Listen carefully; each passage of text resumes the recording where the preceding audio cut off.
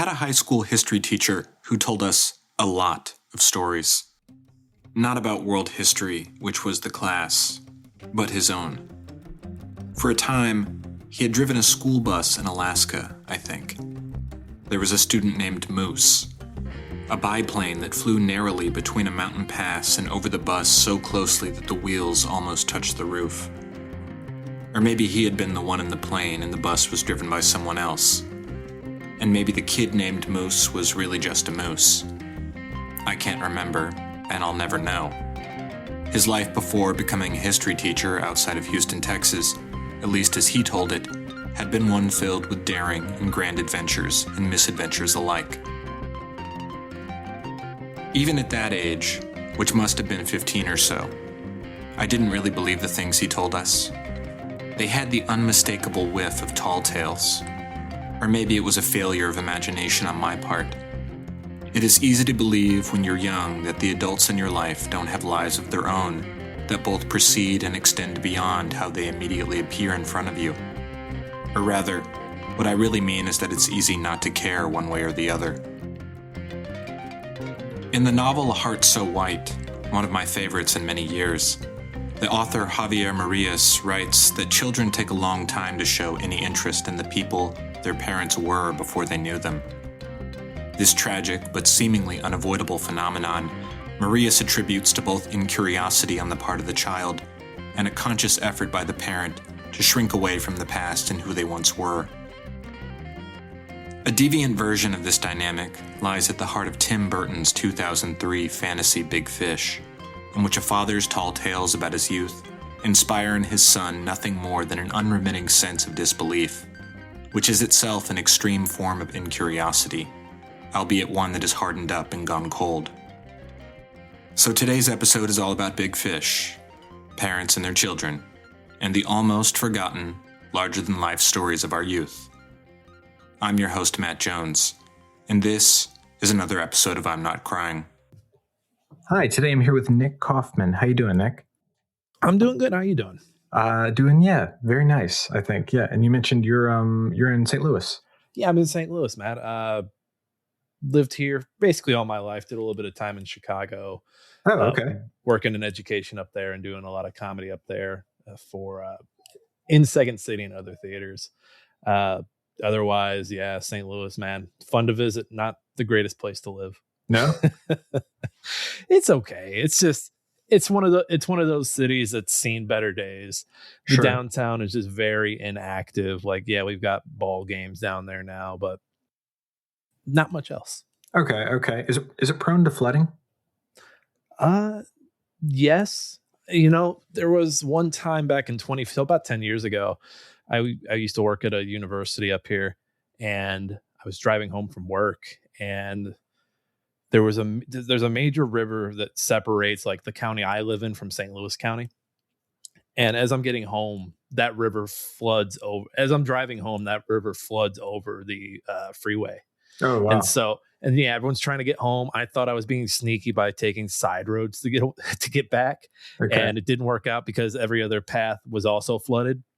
So I ended up I left work like 3 hours early that day to beat it. It was the day before New Year's Eve, 2015, 2016 in there. And I ended up on the highway for like 8 to 10 hours, just Holy sitting crap. there waiting to get through. Really? Yeah. It's not a fun day. It was not a fun day at all. That's a really bad commute home. Yeah, normally it's like 7 hours, but they added the extra out. No. Yeah. That would be Yeah. tough. Yeah, even by like LA standards. Yeah, where are you out in LA? No, I was, and I say that as if I've been, as if I lived there, but I've just heard the traffic's really bad. I'm from Houston, where the traffic actually is really bad. Okay, you guys have that other the bean. You guys have that second bean. Oh, really? The cloud. What's the proper name for it? Cloud Sky. It's not Cloud Atlas. That's a terrible book movie. the Chicago bean. Yeah. You guys have another version of that, don't you? Wow, it's totally possible. I haven't technically lived there since I was 18, so it's been a while. But if we've got a bean there, I've got to see it because I go back once a year.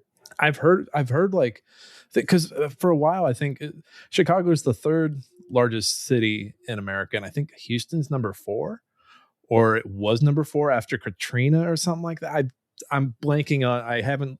Look, I went to the school in the States, so I'm a little off geography wise, and then also just population wise. Don't ask me state capitals. No, I don't know. We will cut the population talk short there. No, but you're right. I think it is big. It's a big place, but I haven't lived there for a while. Now I'm in a very rural small town in Pennsylvania. Okay. All right. Wow. Yeah. I thought you were going to say like somewhere outside of it, but man, you really went to the other corner of the map. Yeah. A lot of moving around over the years. What about how long have you been in comedy? So, I was always, it's the cliche. Yeah, I was always making people laugh as a kid, and I really liked doing that. But so I played college football, was terrible at it. My main role with the team was driving the starting linemen around, and they were huge compared to me. I was the runt. And so, I tore my ACL, and that got me into working in athletics, wanting to help student athletes find what was going to be after their sport, so they weren't stuck like I felt. Yeah. And that, that led me around. That eventually led me up to Chicago, where I was like, Second City and the different theaters are here. Let me give this a try. Let me give improv, sketch writing a try. Let me see what happens. Did improv for a little bit, did some sketch writing, met a lot of great people. COVID hit, so I started writing TV stuff. TV stuff was going great for a while, got a manager, and it seemed like things were looking up. Yeah. and then the WGA strike hit, and that went out the door. And so now I've been writing satire for Hard Drive magazine, which is, if you don't know, basically think The Onion, but for video games. Oh yeah. I know Hard Drive. Okay. Certainly. Okay. Yeah. So yeah, I've been over at Hard Drive. This is the 3rd year, and it's kind of led to some other projects, led to some other things I've been working on as well. Including Hollywood Times, which is a new Hollywood satire site that I started that is doing pretty well already. So it's nice to like, take something from one thing and kind of just, let me do this over here, do that over there. And, just trying all these different things is all. It's kind of like, how Facebook, you get on Facebook and then it starts to die. So you're like, all right, we all got to migrate over to Twitter. And then Twitter died. All right, we're migrating to Discord. Oh, they're killing Discord now. All right, it's kind of what writing and doing comedy is like. Like you get into a spot and then everyone's like, hey, there's no gold here anymore in improv. You all need to go do sketch.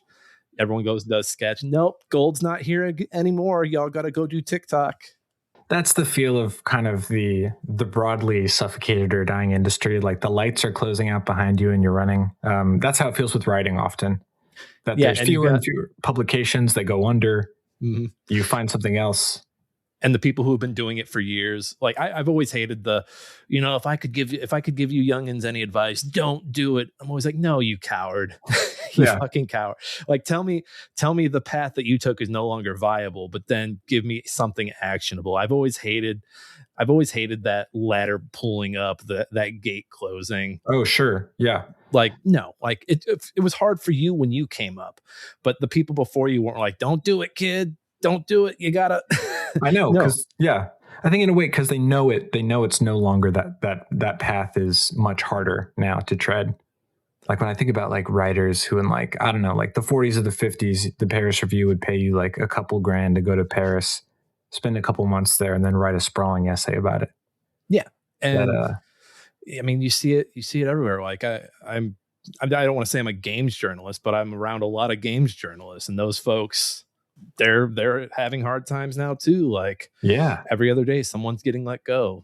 Same with people who make games. Hell, High Guard, a game that came out 2 weeks ago, as we're recording this, just laid off like apparently a good chunk of its team. So yeah, it's hard for everybody right now. Yeah, I've been reading that about the games industry. I've always been kind of like Hard Drive and like Kotaku and stuff from being on Twitter and then migrating to Blue Sky. Like I end up following kind of the similar cohorts of people. So even though I myself haven't played a ton of video games, I feel like I've always been pretty keyed into like what's coming out and what people are playing. Right. And I'm completely too online at this point, but I always tell myself like, no, you're writing comedy. You need to to be rolling around in the mud. But it really eats away at your sanity. It eats away at your happiness sometimes. So that has been that has definitely been something I've been working on here in 2026. To great avail. This little unhappy square right here has been around me less and less. The further that's into good. this year we get. Yeah. So you've had progress. Yeah, it's been nice to like. I have chargers in every room now, so I can be like, all right, I'm gonna go hide in the bathroom. This can charge in the laundry room while I'm running around doing whatever I need to do in the house. Okay. Hanging out with my kids. Whatever. Yeah. It's good to get away from online. Very good. Sorry, I've got a dog that just had surgery and she's in a cone. She's in a cone in her cage, so she doesn't know where she's at. Yeah, man, the cone in the cage, disorienting. We all know it. Just wanted to apologize for any noise like you might be piping through on that, but she's just laid back down, so we're good. Oh yeah, I can see like the corner. Yeah, poor girl. What's her name? Winnie. Winnie. Okay. Well, all best to Winnie. Yep. Speedy recovery. She'll be back at it in a week. Oh, excellent. So yeah, we're here today to talk about the 2003 movie Big Fish. In telling the story of my father's life, it's impossible to separate fact from the fiction, the man from the myth. I want to say this is probably the first time I've watched it since 2003, 2004. Oh, okay. That's been quite a stretch. Yeah, but I do remember watching it. Yeah. Because, I mean, let's see, 2003, 2004, I would have been 11 or 12. Yeah. So I watched this at a lock-in with a bunch of other, like, teenage, like, it was, I don't know if you've ever heard of Demo Lay. I'm John Cameron Swayze, and I want to tell you the story of the Order of Demo Lay, an organization dedicated to the purposes of helping young men from 14 to 21 years of age to become better sons, better citizens, and to prepare for the years of manhood. It's an offset of Job's Daughters. It's very cult-like, almost like okay. What are the clubs that older folks do? Like the Rotary Club, sure, like the Moose Lodge, stuff like that. And like it was one of these organizations where y'all dressed up in suits and did like this ritualistic stuff. You weren't sacrificing anything. You just had a lot of lines to remember. And lines in what sense? Like you would you would be holding a meeting and everyone was in these really fancy chairs like it was Game of Thrones. Oh, wow. And I was the youngest one there because I think it was the ages for it were like 12 to 18. And my mom thought this would be a good thing for me. And she thought I needed to like memorize. Like there was a lot to memorize. Like you had to like knock on a door a certain amount of times. That's not the secret knock. Say that somebody would like to come in. It was a lot. I was thinking about it on the drive home today and I was like kind of getting a little panicky. I was like, oh God, I don't know my lines. Whoa. So wait, so were these lines that were they just having you rehearse the lines for the sake of rehearsing them? Or were you like going out door to door and? So these are lines that you would actually do as part of the meeting. Oh, and so what this group would do is they would have these get-togethers because there are all these different chapters and there would be a competition where you would see who was the best group who could recite these lines. Okay. It was the weirdest thing. But the one thing I remember about this group is that we had a movie lock-in. And I remember every movie we watched. I think we watched 2 movies before we called it a night. We watched Cheaper by the Dozen, which great classic little comedy with Steve Martin. And then we watched Big Fish. And again, I'm like 12 or 13, but I remember crying in this movie. And I remember it so like vividly because, you know, I'm around all these older boys. And I'm like, maybe I shouldn't cry because these are all cool guys and I want to be a cool guy. Sure. Yeah. Wow. Do you remember any of these lines you had to rehearse? On my honor as a man. On my honor as a man. And a Malay. And a Malay.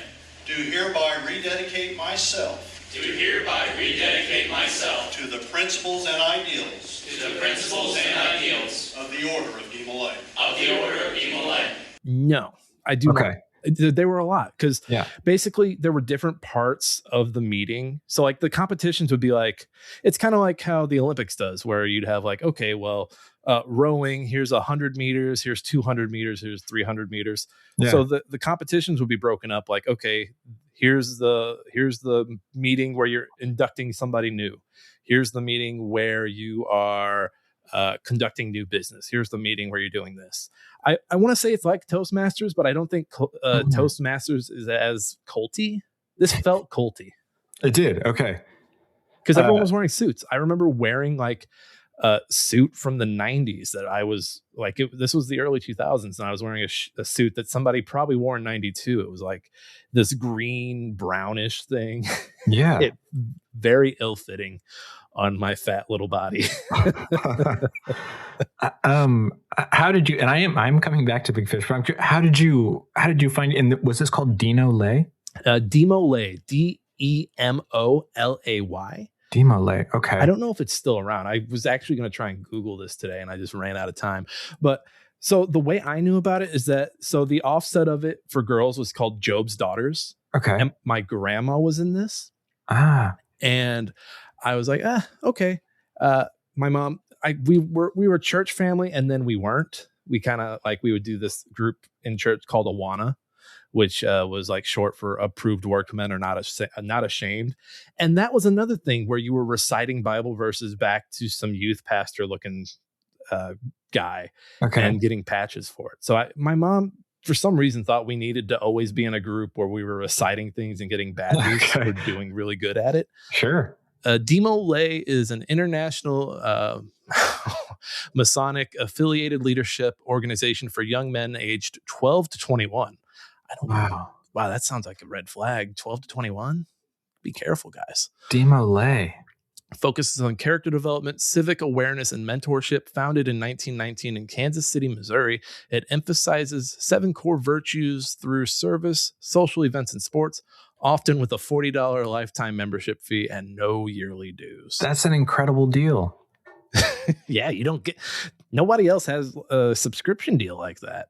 So I guess that makes sense. You're saying it was founded in Kansas City, Missouri, and you grew up in St. Louis, so it's a regional thing, maybe. I didn't realize this was a Missouri. Like, I didn't realize this was like a Missouri thing. I for sure thought this was. I was like, oh, everybody's doing this. Oh, I guess it's affiliated with Shriners a bit, and I guess Shriners has that. That's something I've thought about quite a bit recently, and I guess particularly with movies, is when you encounter those experiences, typically as an adult, you describe something that you believe to have been universal for kids because you experienced it. And then the moment you describe it, people kind of look at you and say, what are you talking about? Yeah, they're like, wait, what weird? You were in a cult? What was going on? And I remember, so this thing, because we went, I think the big conference was in Jefferson City, and we were at a nice big hotel, and the Job's Daughter, it was weird. The Job's Daughters had like a beauty contest, and I'm 12, so I'm like right at the age where like I think I like girls, and like here's this thing, and you're like, oh wow, this is like, looking back, it's like, wow, that's really weird considering all the men and all the boys in that group were aged 12 to 21. Yeah. Man, I'm wondering that. I'm kind of wondering if Demolay has any. Holy crap! Do you want to know who is an alum of Demolay? Oh boy, John. This will be good. Mel Blanc. Oh, it looks like you'll have to cough up another $50. They slapped us with a reckless driving charge. Really? Yeah. Oh, I was trying to find, because Google will usually spit out, if you type in a group, it'd be like, oh, this person. But are you on the wiki? Yeah, I know. Yeah, now we're in a really tricky time for finding out which names are attached to, public reveals. But yeah, Pete Rose as well. Pete Rose is in there. R.I.P. Pete Rose. John Wayne. Yeah, names on list. Really big right now. It is. Yeah, it's trending. Well, so I can see why you have such a clear memory then of watching Big Fish at this time.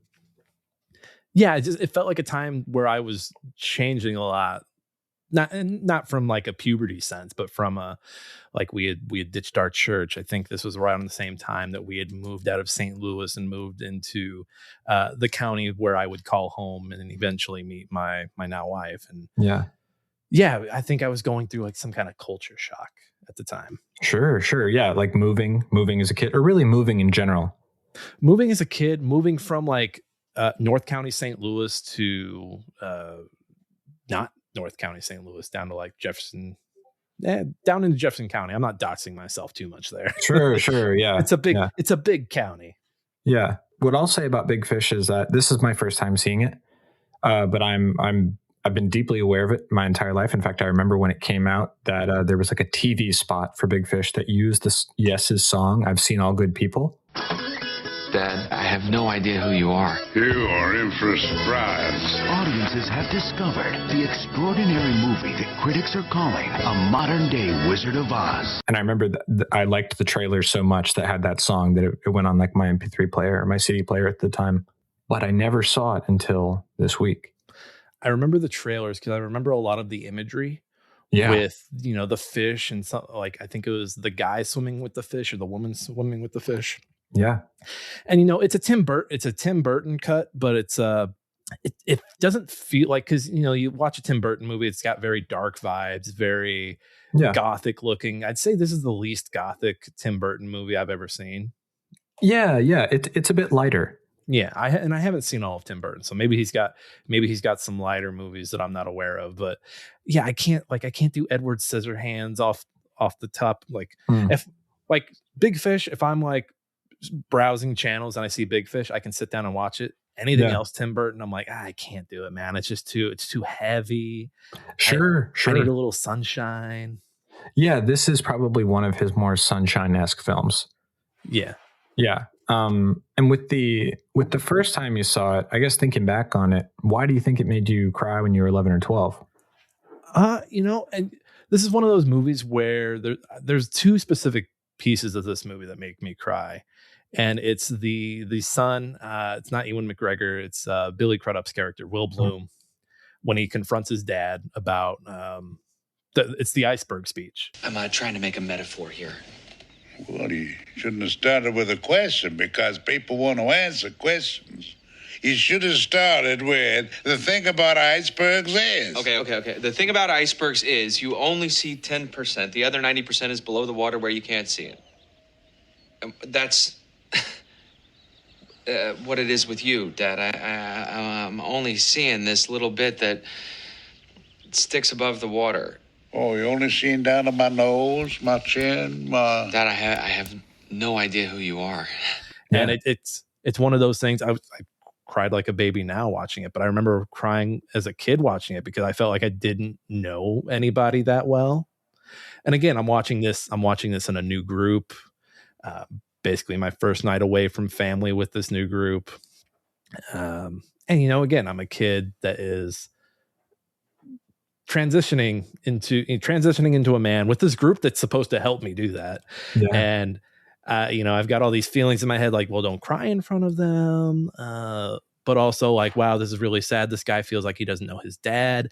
And as a kid, like, I had a dad that was an alcoholic, and there were pieces of him that I didn't know, but really all I knew about him was that he liked to have the booze. Yeah. So yeah.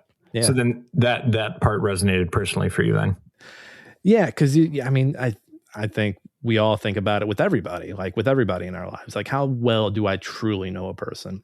And for some reason at 12 or 13, that really clicked with me. That was a paranoid piece of me. I think another thing that really resonates that is that, so my parents had me at a very young age. My mom was 17. My dad was 19. Arrest him if you want. I don't know. He's dead, so you can't get him. But so they had me at a young age, and then they decided they wanted a girl. And so they try for kids again, and they get a set of twin boys.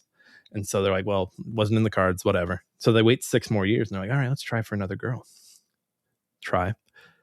Another set of twin boys. You guessed it. Yes, they had 2 sets of twin boys. So I think there was always part of me that, my brothers were all born with like that person they're going to know really well. Yeah. Whereas me, I have to go out and make that relationship and make it work and know that, like, work to really know that person. Whereas in my little 12, 13-year-old brain, I was like, oh, everyone else just gets that person. That sucks. Yeah. That you're born kind of locked into someone who's going to know you, I guess, to an extent that other people can't. Yeah. But, and growing up, being older now, I'm like, well, most twins I know, like, want to disassociate from their twin as much as they can. Sure. Not all of them. Like, some of them in their 30s and 40s still dress the same, I'm sure. But my brothers all love each other and we're all really good with each other, but there are like, relationships are fickle. Like things be like, well, he said this, he said that. And that's just life. Yeah. Yeah. It's making me think, have you heard of the movie Twinless that came out last year? I've heard of it. I haven't seen it though. Yeah. I like it. It talks a lot about what you're talking about. They say we're born alone, we live alone, and we die alone, but for twins, that isn't true. You have a built-in best friend. Okay, I'm gonna have to write that down because I was speaking of art stuff. I was like, oh, I should write a pilot about a guy who lives in a town full of twins. And now that you mentioned this movie, I'm like, well, shit, it sounds like somebody already did it. Oh, I cursed. No. Is that okay if I cursed? I'm so sorry. Yeah, you're all good. No, I think you're still free and clear with the town full of twins plot. Cool. Yeah. I think that would work. So then you mentioned, so you said there was 2 parts that you cried at it. Yeah, and I the last part of the movie, and I don't want to get too ahead of myself with how it makes me cry now, but the last part of the movie when Will Bloom is finally telling a story and kind of like mythologizing his dad and making him the big fish of the story. Yeah. Just heart-wrenching. And by the time you get to the funeral, I was still crying a little bit. But man, just him telling the story and like letting go of his dad and realizing that he actually did know his dad the entire time. Yeah. Just beautiful. Yeah. He did know his dad. I will say, yeah, without jumping too far ahead, I will say that the ending works for me on that level. Oh man, I was watching I'm a bad employee. I don't think anyone at work will hear this. I was watching this at work. Oh, sure. I had to close the door. Yeah. I was bawling. I was like, oh God. Oh man. Yeah. I have a friend who's a pretty prolific movie watcher at work. Yeah. That's how I was always getting him in. Yeah. Look, if they didn't want me to watch movies, they'd give me more to do. That's true though. Yeah. You don't need to be locked in for the full 8 hours or whatever it is. You never do. I think and that's what working remote has taught all of us. Exactly. And yeah. If they didn't want me to watch movies, they'd give me more to do and then they'd also pay me more. So, hey, anyone from work, if you are listening, cheers. That's fair. That's completely fair. So then it's funny that you mentioned like one of the elements of watching this for the first time as a kid, though, was that you were in a room full of other guys. Mm-hmm. Because, yeah, I've had that experience as well of not in such a big room, but being at like an all boys sleepover around that age. And the rest of them had passed out while we were watching Bicentennial Man. Oh no. And then Bicentennial Man ended and I sat there crying knowing that they were all asleep. I'm sorry. Yeah. But it does add another element when you feel like you may have to hold back because you're in a room full of guys. Sleepovers were the worst as a kid because my curse, besides the holding in tears when watching a sad movie, was I'd sleep over to one specific friend's house and I would wake up at 7. And this guy did not wake up until 9 or 10. So I'm just laying there in my sleeping bag. I hear the rest of the family rustling around upstairs doing family stuff. And I'm just like, man, I'm stuck down here. Yeah. I wish I would have gone upstairs. I look back, like, you should have just gone upstairs. You should have just left Sleepyhead downstairs by himself. Yeah. I think I probably would have done the same, though. I know that it's like anytime you stay with someone or stay in another person's house and they're not on your schedule, it can really throw things off. Right. And I want to get into your experience watching it this time, but I'm wondering, like, how would you kind of rate yourself as a crier in life? Having played football, like I was always in groups where it was like I was never afraid to show my emotions, but I was always around it, like in social situations where I felt like, maybe I shouldn't like I was always like a little goes a long way kind of guy where like if I'm really upset, I can say I'm upset. But I'm a lot better now, and I have kids, and they'll get upset about something, and I'll be like, "You have to stop that." But then I also like circle back, like, "Hey, look, your emotions are very valid right now. You're upset that I made you stop playing Minecraft. I get it, but stop screaming at me." I know Minecraft has a hold on this generation. It does. I'd rather them be playing it than watching some losers on YouTube playing it, though. Sure. I think that absolutely tracks. Yeah. I want them experiencing it and not just sitting there like drooling as they're watching some guy do some bullcrap. But no, I think after 21, I'd say I got pretty healthy because I had some anger stuff as a kid that was centered on my parents, dad and mom specifically, their divorce right around when I was 18. But otherwise, yeah, I've never been afraid to like let people know how I was feeling and kind of just let it out. Sure. And that you're saying, and you'd wrap up crying in that. Yeah, I wrap up crying in that. But again, like I would be like, all right, like I don't want to be consumed by this. Like, get it out, go about your day. Yeah, sure. That is kind of like a better out than in situation. Yeah. You don't want to feel like you're being eaten up inside. What about does that track with movies too? Like, have you been known to cry regularly at movies, or is it pretty particular? All the time. Yeah, all the time. Like movies will just set me off. Like I can't watch K-pop Demon Hunters without crying. Really? I can't. Every time, and I'm blanking on the character's name. One of the Saja boys sacrifices himself at the end. Yeah, and it's just a beautiful arc of like he was a very selfish guy his whole life, and he finally gives up his life for somebody else, and it's like, oh, it's beautiful. And she's like, I wanted to save you, and he's like, you already did. Oh wow, okay. I'm like, yes, this is kids media that we should be pushing on them. Oh sure, I guess it is nice from that element too to know that it's like good, deep, emotional kids media. Kids media is getting really good at bringing it out of me lately. Like Bluey, there are some episodes that just tear me down. Really? You know, I've heard that my friend who has a kid, when I saw him not too long ago, recommended that I just watch Bluey because there's a lot to appreciate there as an adult. And I don't have kids, so I didn't immediately take up the offer and think, okay, well, I'm going to watch all of Bluey now. But he did say that there were episodes that really resonate. Have you watched any yet? I've seen some on YouTube. Yeah. Okay. If you can find it out in the wild, watch Camping. Okay. Camping, I think adult with kids, adult without kids, no matter what, like it's a really heart-wrenching episode about how people come into your lives and they go away. And that's it. Oh, okay. Yeah, beautiful piece of cinema. My wife can't watch the Sleepy Time episode because she cries every time. Really? Yeah. And do you find is it having the same effect like on your kids? Do they see Bluey and also get emotional? No, they more so like look and like, why are you crying?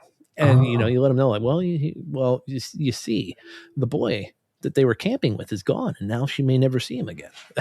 Yeah. And the Sleepy Time episode specifically like is about Bingo, the little one, having a dream, and in the middle of the night her mom picks her up and puts her back in bed, and in the dream her mom is the sun, and she's like, I'll be right here, but I can't always be, but just know that like I'm always around. Yeah. And it tears my wife, and it gets me too. Sure. We'll look at each other and be like, are you crying? No. Like we're totally fine with crying in front of each other, but we'll have some fun with it. Yes, I have the same exchange with my wife. Especially if I catch her crying in a movie, which is extremely rare, I think, whoa, it's working. Like this is working on you. Yeah. What was the last movie you caught her crying on? Okay, give me one moment because I remember when it happened, and I'm going to blank on it currently. But as we talk, I'm going to will it to resurface. Oh, you're good. I recently cried at 28 years later. The new 28 years later. The Bone. Oh, the Bone Temple. The Bone Temple. Yeah, it made me cry. Wow. I guess I'd actually seen some reactions like that online. It's. I mean, of course we're talking about Big Fish, but I think there's some strong elements in that. Well, I mean, we don't have the full trilogy yet, but there's some elements of that trilogy that remind me a lot of Big Fish. Yeah. I just remembered. So it wasn't a movie, but it was a 6 or 8 episode series called Hal and Harper on Mubi. That is very obscure. I've never heard of that. Yeah, and so I was crying during it in the final episode, and when I looked over, she was too, and I was like, "Oh my God, you're crying! Like I can't believe it." Yeah, you snot running down your face. Busted! I caught you. Yeah, because I would probably be the more likely one. Yeah, to crack in that scenario. Well, it's good. You guys had a good cry together. Yeah. And incredible show. I'll say that. Yeah. What's that called? It's called Hal and Harper. Hal and Harper. Yeah, and it's on the streaming service Mubi. There's too many of these streaming services. I know. Yeah, we're overloaded here. I'm constantly cycling through what I'm canceling and re-upping based on what needs to be watched. did they take away my password? I can't use that password anymore. All right, I don't need the app. Screw it. Yeah. Oh yeah, just did that today with one. So then, when you were watching it this time during work, what was your response like? So this is like, until those two moments, this really isn't a sad movie. Yeah. This is a beautiful movie. This is a beautiful movie about the people you meet and how they affect you. This is a movie about legacy and not only how you perceive the world, but how the world perceives you. Yeah. And I don't know if you've ever played What Remains of Edith Finch. No, I haven't. So it's a game about a girl who returns to her home, and basically all of her family members have died in like these really weird, obscure ways.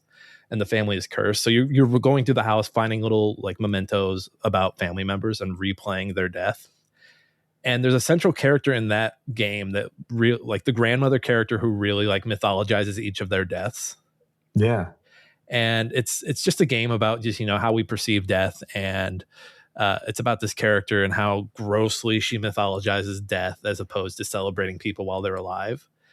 And I think Big Fish is like the opposite, where it's Edward Bloom mythologizing the people in his life. Because rewatching this, I was like, oh wow, like he doesn't really, none of like the really cool, quirky things are about him. It's always about somebody else. Like he's always shining the spotlight on somebody else in any given story, and I really like that about him. And I think that's a very likable thing about Edward. Rewatching this all these years later. Yeah, you're right. He's constantly getting swept up in these fantastical scenarios and situations. Yeah, like the most outlandish thing about him is that he's Forrest Gump in this story. He's just Forrest Gump. He's sure. There's nothing unique about him. He just so happens to be in the right place at the right time for all these stories to happen. Yeah, yeah. And I was completely in on Ewan McGregor with a Southern accent. he sold it. Yeah, I think it worked for me. And yeah, I think you're right. It does feel like it's a lot about legacy.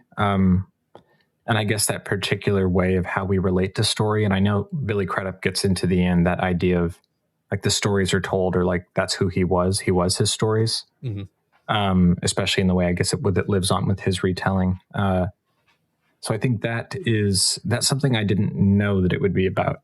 Well, I had completely forgot that Billy Billy's character was fed up with the stories. He didn't care. He's like, Dad, you've told me these stories a million times. I do not care. You make all these up. I don't really know you. And I think, and that's why I love Will's arc so much, because he's so anti-glom. He's so anti-bombastic story. He's like, no, stop embellishing. Just give me the real thing. And he has to learn that, like, that it's okay to embellish. Like, if it's okay to embellish if you're embellishing the right things. And I think to drive it home, right, like to really show that they're polar opposites. He's a journalist, right? Yeah. Yeah. He's a real adherent of truth, right? An objective fact. Man, we need more journalists like that these days. Well, and the other thing I really like is that it's not even Edward Bloom's story that breaks through to Will. It's when Will goes to see, it's not Jenny the witch. It's Edward's old flame, or one of the women from the town that was smitten for Edward, but it never did anything with him. And she's like, well, no, like this town was doomed and your dad saved it, actually. Like he bought it, and I thought he was going to make me move, but no, he's just like paid for the building and let me live here. Yeah. I think she was the girl, right, when he first visited Spectre. Yes. Who like threw his shoes over the wire. That's right. And everyone. And then the fact that at the funeral after he's died, all these people show up. They're not as lambastic as he had said, but they're there and they all love him. And that's really what matters, is that those people cared about him when he was alive, and they're showing up to pay their respects for him at the end. Yeah, yeah. You can see that they are real. If anything, he's just imbued them with like a little flair. Yeah. Yeah, especially with the twins who actually have a separate body. Danny DeVito, who wasn't a werewolf, but probably was just a guy with anger issues. Yeah. That was my read on that too. Yeah, I think the way that the funeral scene comes together is quite touching, I would say. And then the fact that, like, finally Yeah, so he's mythologized all these people all his life, and then finally hands the torch. As bad as the handing of the torch trope has been in Hollywood lately, this is one of the more beautiful ones where Will is telling the story, and he mythologizes Edward into being the big fish. Yeah, it's great. And I do like the big fish in the small pond. Like Edward was this guy who thought he had to go away and like do these big great things, and he was only partially right. Like he had to meet the right people that would make him want to do those things. Yeah. Doesn't matter where they're at. Yeah, that's true. One of the things I was thinking about this movie that like really, really worked for me when it came together was getting that scene in the beginning where he looks into the witch's eye, or they all look into the witch's eye and see how they die. Because I kept obviously because he's seen his death. I was sitting there. It was at the top of my mind throughout the movie, wondering what his death would actually be. So to have his death be as fantastical as the stories he told, I think that's probably what ultimately got me. He's so brave in that moment because the rest of the kids kind of like run off screaming, and he's like, actually, I'd like to see it. And he's just like, okay. But I do wonder, I was thinking about this as I was rewatching it.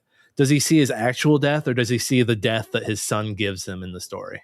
My thinking on it, or what I choose to believe, is the latter. Okay. Yeah, which is why he feels, I guess, in the face of so much conflict with his son, he seems relatively chipper about it.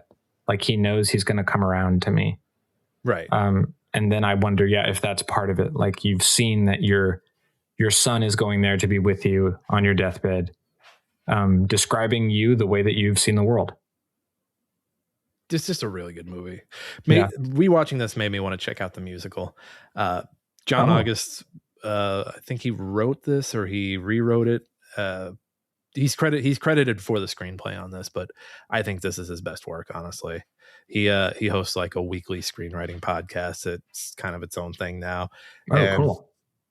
Yeah, I actually got to meet him back in Chicago back in 2016. I got to thank him for writing to help make this movie. I was like, man, hey, Big Fish. I was like, man, Big Fish slaps. It does indeed. Yeah. Thank you for that.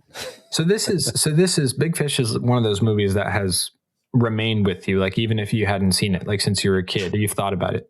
Yeah. Just because, the strange relationship I had with my dad and, rewatching the iceberg scene as an older adult, and especially the day after the Super Bowl and all that mess with Team Bad Bunny versus Team Kid Rock over on the other side. It had me thinking about legacy because, I really related to Will this time around. He's like, hey, I only know the 10% of you, Dad. The 90% it's mist, it's cloud. I don't know what it is. And, I was sitting there because the day after Super Bowl, folks hop onto the internet, say things they're going to say. And I've had family members who, have said things about Bad Bunny that I don't agree with. Yeah. And it got me sad because I was thinking like, okay, so like when you're dead, Aunt so-and-so or Uncle so-and-so or even Mom, like, and my kids ask or my grandkids ask like who you were, like, I'm kind of like, well, what is your legacy? Like, sure. Were you just really good at being mad at whatever the TV told you to be mad at? Because that's a sad legacy, man. That's a really sad legacy. And, as I'm getting further into my 30s, that's just got me thinking about like, how my kids perceive me and how they're going to perceive me, because, my legacy for one person could be a completely different legacy for another. Like I could be the sunshine for one person, and for another person, I'm like a pit of fire. Right. Yeah. Yeah. So it's got me thinking like, okay, I want to make sure just about everybody can be on the sunshine side the best I can. So yeah, you want to make sure that if a group of people were collectively putting together a eulogy, that they could all pretty quickly agree on like the positive things to say. You'll always have that one guy be like, well, he owed me $5. Fuck him. Yeah.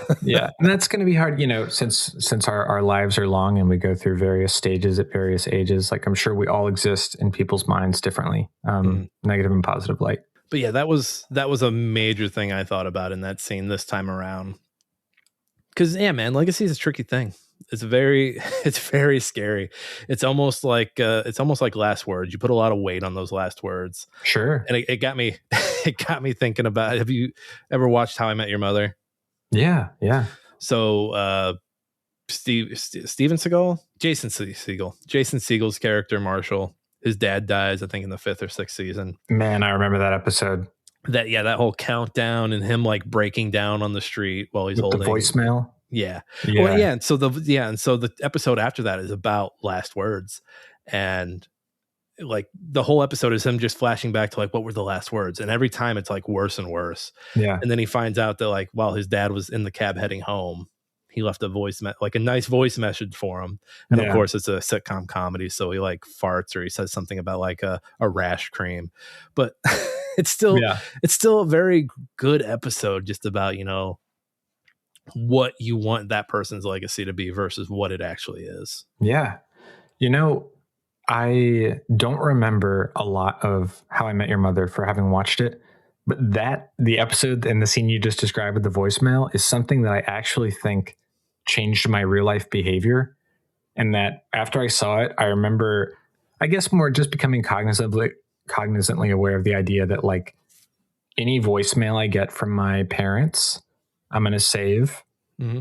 And then, or just really actually any of my friends, my wife, now I just keep them and they pile up and I think, okay, well, I'll always have those. Hi, sweetie. Just give me a call whenever. Hey, man, Bye. it's Mom. Nothing Just important. calling to say hi. Hey, sweetie. Happy New Year. I love you. Just calling to check in. Talk to you later. Love you. Bye-bye.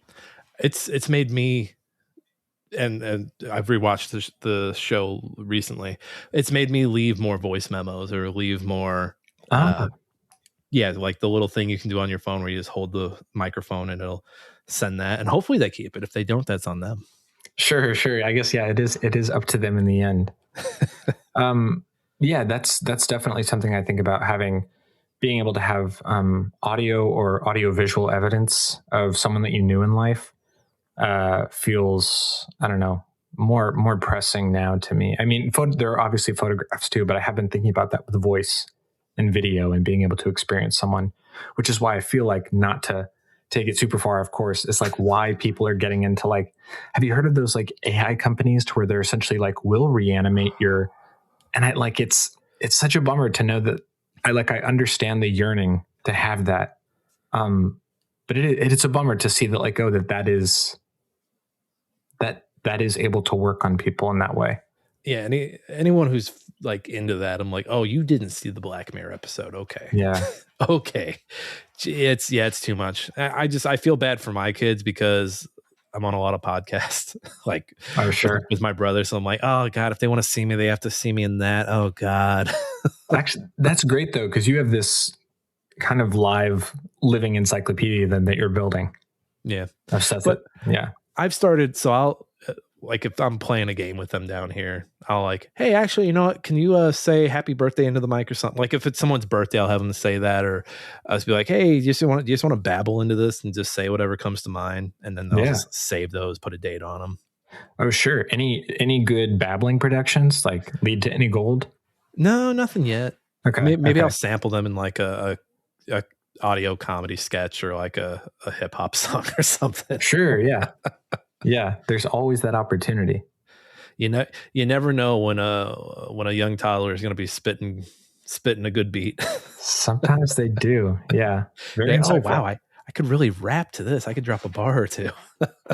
I was going to ask, and you may have already spoken to this a bit, but do you find that part of your read on Big Fish now is like, you're a dad now? Does that play into it? Yeah, I think it does a lot, just because again, I had the alcoholic parent, I had the enabling mom, and I'm just like, I want to be there for my kids. I want to make sure that when they look back, and I don't remember if I said this earlier in the episode, but before I had my son, I've done therapy and anger management in the past. Very strange anger management session I had as a kid that we can get into later if you want. Yeah. But as throughout therapy, like at one point, my therapist asked me like, hey, like, I want you to think about happy memories with each parent. And my dad, even though he was an alcoholic, like I was like, well, we played baseball together in the backyard. He would pitch, He would never bat. He would just pitch for us all the time, and it was fun. And then I'm sitting there racking my brain. I'm like, mom. And I couldn't do it. I can do it now. Like I remember like watching her play Resident Evil 3 as a kid. And then that was pleasant. I was scared out of my jeans, but that was pleasant. Oh yeah. But with that still fresh out of therapy, like me and my mom were pretty estranged for a while. And then COVID hit and I was going to have a baby. And I was like, hey, like I told her this story. I was like, hey, like I don't have any good memories with you that I can just pull out of my head and tell people about. And I want that to change. And, we were on good terms for a few months, but then she just went right back to being a narcissist. So. Oh, okay. Yeah. So it didn't hold in the end. Didn't hold in the end. I thought maybe grandkids would change her. They've changed me more than I thought they would change anybody else, just because I mean, growing up, I didn't want kids because I was like, well, I'm doomed to be my mom or my dad. So why put them through that? Right. But now that I have them, I'm like, oh no, I fucking rock. That's excellent. I'm great at this. I love these kids. I love spending time with them. I love finding out what they're into. Man, that's a great thing to find out. Yeah. And it's just, I don't know, like, because I get being selfish. I get it. Like, it's really cool to be into yourself and do things. And as a writer, as a screenwriter, I get that. Like, yeah, I can be selfish sometimes, but I don't know, man. It's just nice to unplug from everything and then just read a book with my kids, or if they're playing a game, like watching him build something on Minecraft or play Astrobot. It's just so nice to just like not have a care in the world and be like, hey, we're going to the zoo. You want to go see the elephants? Oh yeah. To be able to touch, not having a care, particularly in this world, you got to take advantage of that. Right. If you can enter that space. I mean, I think it's cool that you reached out to your mom though. Yeah. Like you made a shot of it. And I mean, my wife is always like, hey, we just need to cut her off. And I was like, no. She'll cut herself off. You don't villainize a narcissist. A narcissist will villainize themselves for you. You don't have to do anything. Like that's the beauty. That's like once you've lived under the regime for as long as I have, you the playbook. You're like, no. Let her let him down. Okay. Because and I would get caught in the middle of a fight between my mom and her mom, and I was just like, she would say things like, oh, my mom never told me she loved me. And I was like, this is bullshit. And anytime my mom told me those stories, it drove me closer to my grandma. And my grandma got older, and like I started to see some of the cracks. I was like, okay, maybe you weren't so full of shit, but you drove me into the arms of this woman. So Right. That'd be tough. Yeah. I guess that is one of those inevitable and I guess useful parts of getting older, as you get to see your parents or the elder people in your life as adults or as people. Yeah, you start to see their flaws. You start to realize all your teachers are just people, and you're like, oh yeah, that teacher had a drinking problem, or oh, that teacher, we shouldn't be around that teacher. Of course, yeah. I think and when I was teaching, that was like my absolute big realization. Is that I'm relatively young. I'm in my 30s. They all think that I'm 65 plus. And they likely think that I leave school and like power down until I like power up to become their teacher again. It is really weird because I coached middle school football for the first time this year or this past fall. And it was like taking my kids trick or treating after the season was over was the weirdest thing because I would see some of them out in public. I'm like, oh God, leave me alone. Mm-hmm. Leave me alone. Like, you're cool. You're a good football player. Look, man. Go your own way, as the song says. You don't know that song. It's song's 50 years older than you, but go your own way. Yeah. But they do end up with their, I think with just like the internet and like the whole world of songs and music being available to them. When I was teaching middle school, they would get hung up. I want to say it was either the Enterprise Rent-A-Car jingle or the O'Reilly's Auto Parts jingle that became like just a part of their daily or by the minute interactions with me, which grew very frustrating. Oh, and they did a lot of rickrolling. They rolled me a ton. And I remember that being a thing more like when I was a teen. I don't mind the rickrolling. I'm glad that's still around because that's just a great song. But it always makes me sad when an ad enters somebody's lexicon. Like when somebody ironically says you're in good hands. I'm like, that's an insurance commercial. Shut the fuck up. Oh yeah. Get out of here. I'm going to stuff you in a locker. Get away from me. We'll pick you up. We'll pick you up. Oh, O'Reilly auto part. And you know, it's stuck in my head. I hate that it's still up there. I'm sure I could remember someone I love's birthday instead of having that up there. And I hate FM radio for doing that to us. Yeah, jingles are carved really deep. I was there at the height of 6'7". So while everyone else was scratching their head, I was hearing it every day. I was like, oh, wow. I feel like an archaeologist that just discovered a stupid dinosaur. Okay. I'm mercifully removed, but it does remind me, it humanizes my teachers at that age, because I think, wow, now I totally recognize how you guys were feeling. Yeah. Just at the end of your rope. But at the same time, I'm like, well, you're all gonna have your humor, so have it. And you're gonna look back one day and be like, oh, 6'7", how dumb. But then you're gonna get drunk with your buddies, and someone's gonna be like 6'7", and then you're gonna be laughing at it, and it's gonna hit super hard. Exactly. Yeah, everyone has their version of. Every generation has their version of 6'7". Exactly. Yeah, I would think.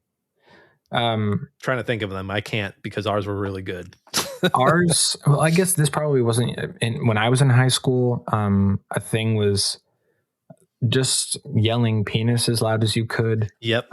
Yep. We would. I think it was called like penis contest. You need penis, and someone would be louder. Penis.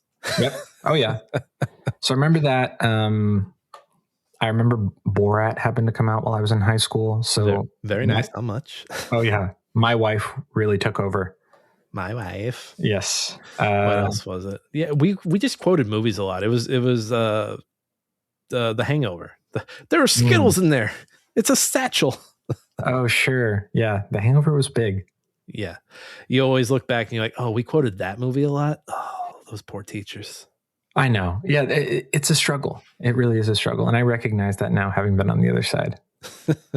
I'm thinking about with Big Fish and just the role of storytelling and really grandiose storytelling. Do you find that, like, are you a grandiose storyteller? Do you have grandiose storytellers in your life? Yeah, I really, and you know, I don't embellish on the level that Edward does, but I do find myself.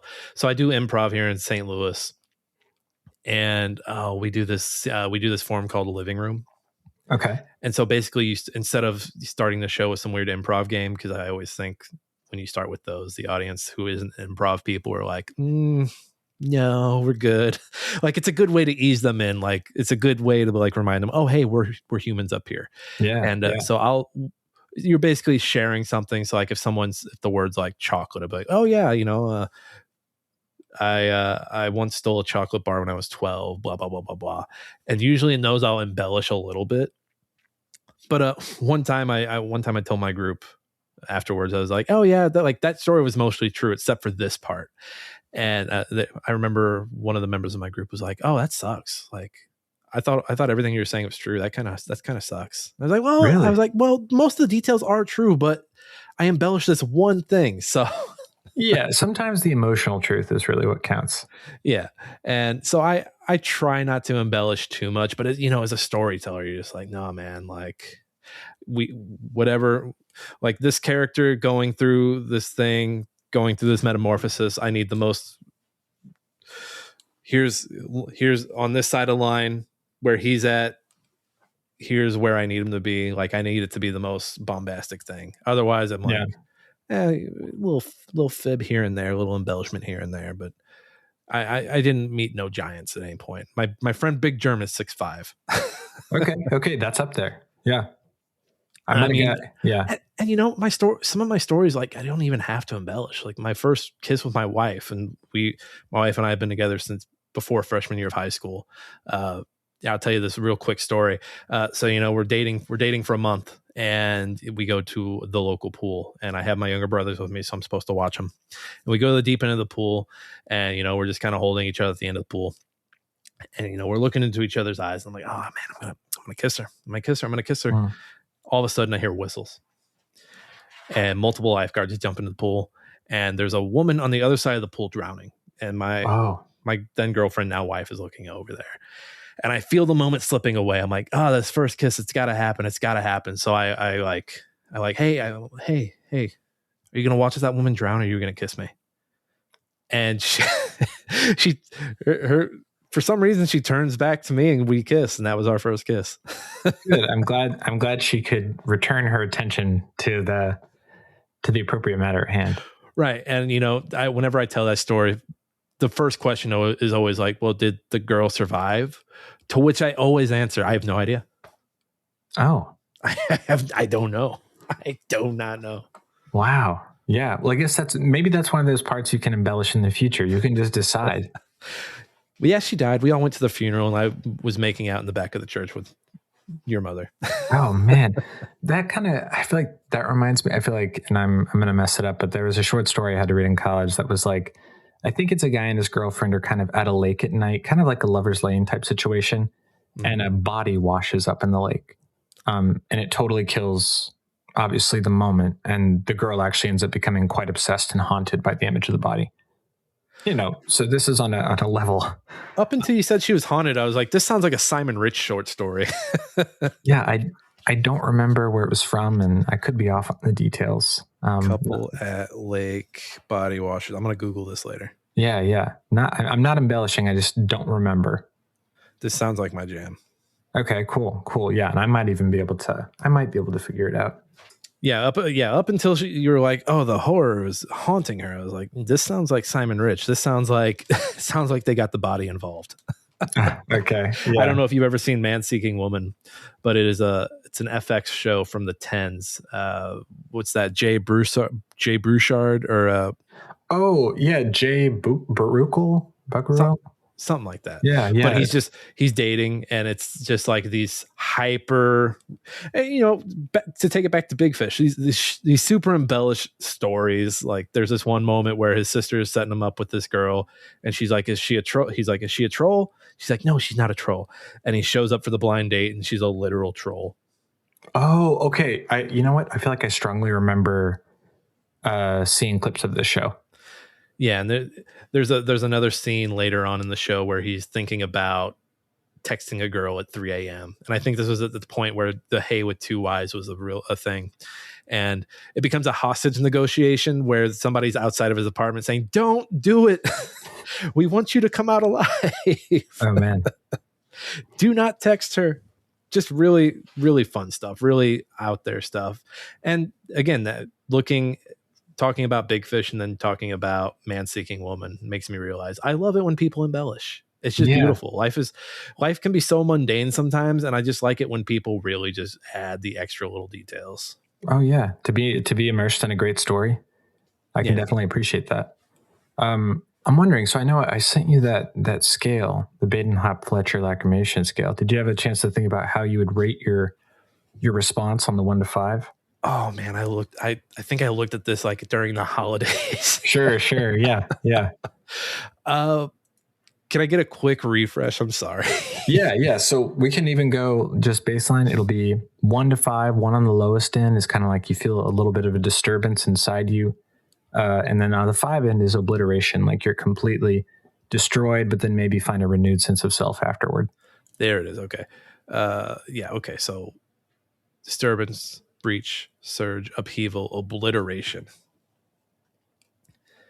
And this is how I feel on the inside? Oh, yeah. Ooh, from this movie or just in general? Oh, let's say from this movie. Like when you reach those scenes where you're crying, where are you at?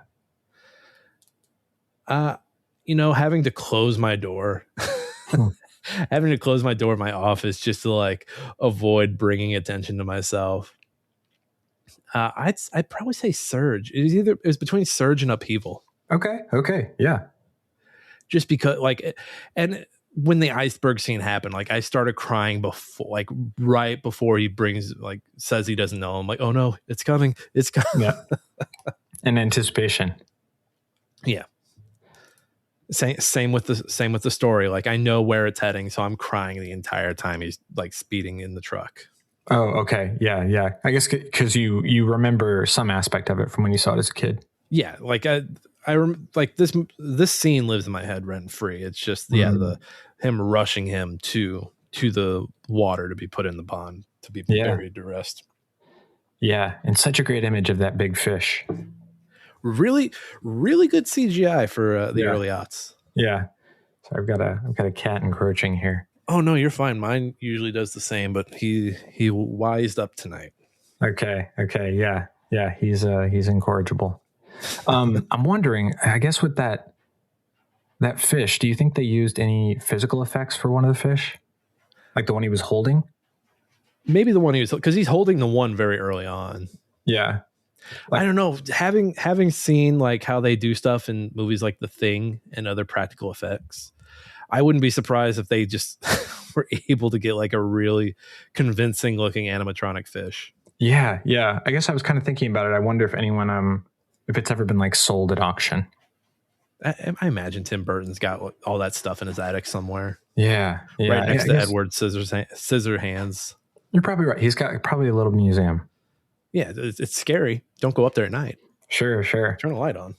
One thing I'm curious about is, so if you watch a movie like Big Fish, you're closing the door to your office, you're crying, you're going through it. What is a movie that you might watch to help you bounce back, to find that equilibrium? Oh, something like Blazing Saddles. Just a really bombastic comedy. Yeah. It just pulls no punches, makes fun of everyone. Something that doesn't take itself too seriously. You actually got me curious now. Let me see, because I watched something recently and I put it on my letterbox, and I was like, yeah, this is a really feel good movie. Oh, okay.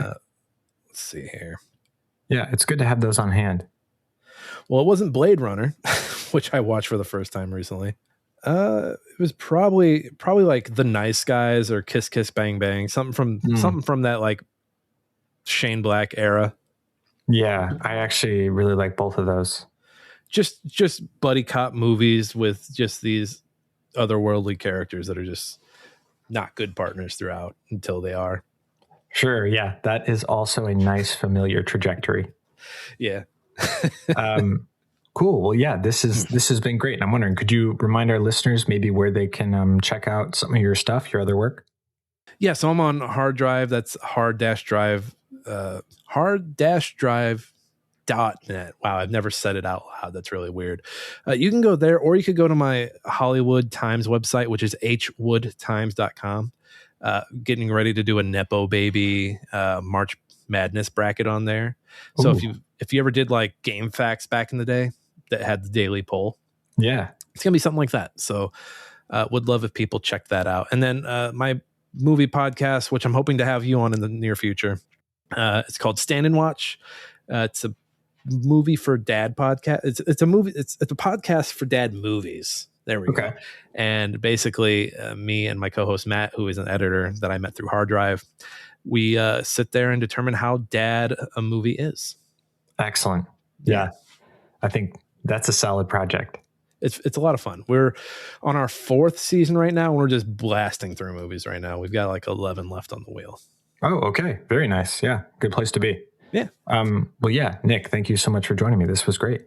Yeah, Matt. Thanks for having me. This was a lot of fun. I've seen all good people turn their heads each day, so satisfied I'm on my way. I'm Not Crying is a production of Wildborough Studio. Thanks for tuning in. Until next time.